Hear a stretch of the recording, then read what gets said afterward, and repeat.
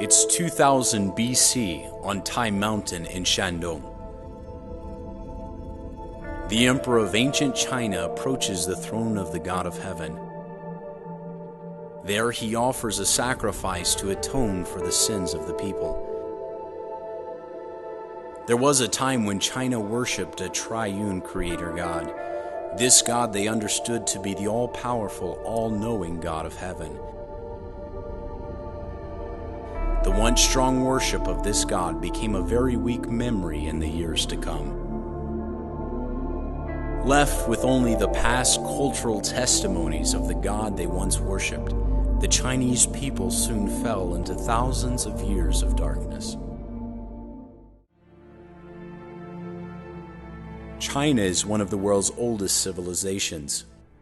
It boasts of 5,000 years of continuous history. Throughout its long history, seeds of the gospel have been sown, but struggled to take root. A lot has happened to bring China to where it is today, but through it all, God has been preparing China to receive the gospel. Though there are indications of the gospel being preached during the 7th and 8th centuries, it wasn't until the 18th and 19th centuries that men like William Morrison and Hudson Taylor led the way in taking the gospel back to the Chinese people. Just when it seemed a lot was being accomplished, the Boxer Uprising ensued, with the killing of 236 foreign missionaries and thousands of Chinese believers.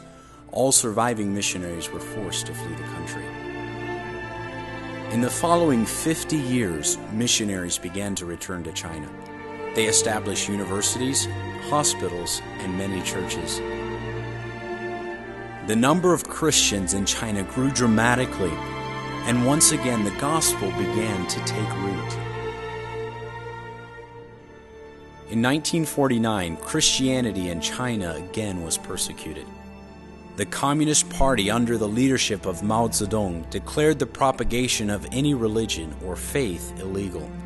The Chinese government tried its best to stamp out belief in God. For this reason, the Chinese believers were forced to join the government-run church or meet in illegal underground house churches.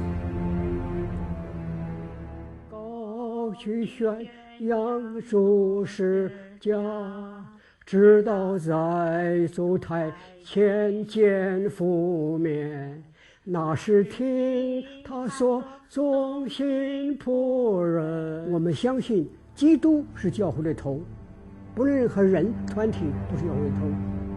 那么我们相信政治和宗教完全分开。如果政教一合一的话，教会要变质，教会变成政治的工具。The Chinese church continues to be persecuted.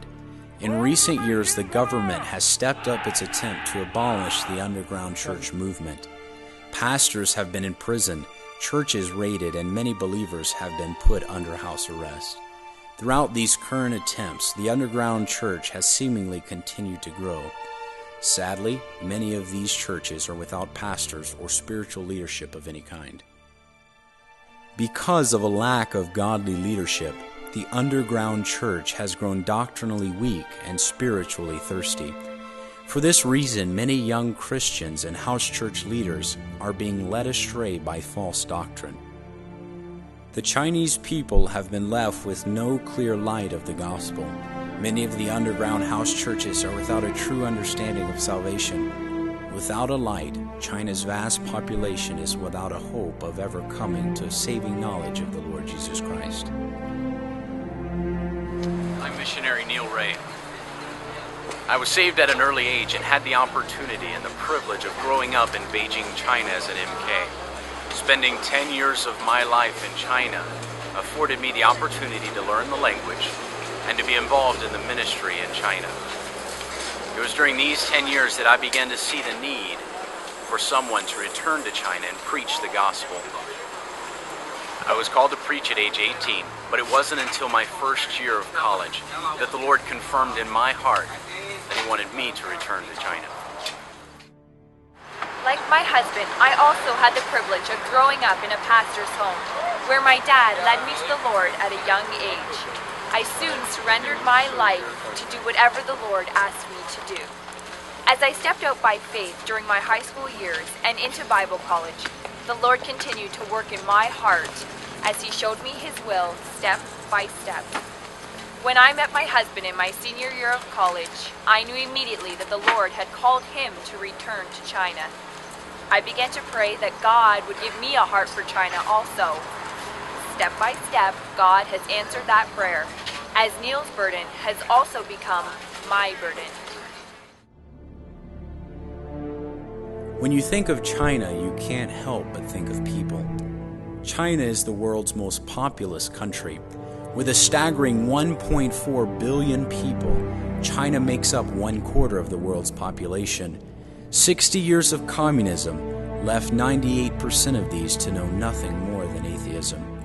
The Chinese people have been asking questions, but sadly, finding no answers. Our goal is to take the answer of God's truth to the Chinese people. We will follow the biblical pattern of evangelism, church planting, and discipleship of believers. We desire that you partner with us as we take the unchanging truth to an unbelieving China.